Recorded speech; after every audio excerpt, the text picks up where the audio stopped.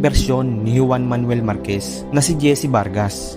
Matindi to mga brad, sapagkat ayon mismo kay Vargas ay bata pa lang daw siya ay kumukulo na ang dugo niya kay Manny Pacquiao dahil sa ginawa nito sa kanyang mga iniidolong Mexican boxing legends. Kung atin kasing matatandaan mga brad, ay minsan nang binansagan the Mexicutioner si Pacquiao noon sa dami ng itinumba nitong Meksikano gaya nila Emmanuel Lucero, He's in control against Emmanuel Lucero.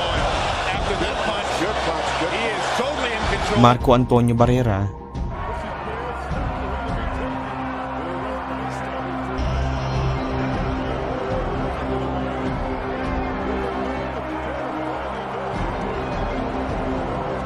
Juan Manuel Marquez,